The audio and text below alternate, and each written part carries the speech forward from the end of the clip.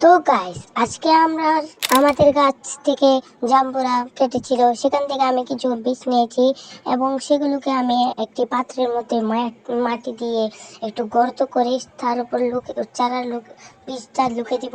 কারণ আমি এক্সপেরিমেন্ট করতে চাচ্ছি এরকম লুকে দিলে কি হয়। আমার মা বলেছে এরকম হয়, তার জন্য আমি এখানে বীজগুলো গর্ত করে লুকে দিয়েছি, রোপণ করে দিচ্ছি একটা একটা, তার উপর একটু করে মাটি দিয়ে দিব।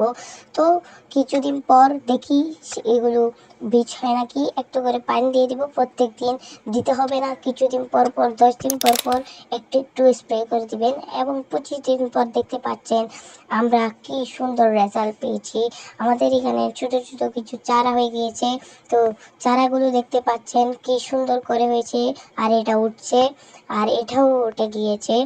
তো আমের এক্সপেরিমেন্টে সফল হয়েছে, বীজ থেকে আসল চারা উৎপাদন করা হয়। তো ভালো থাকেন, আল্লাহ হাফেজ।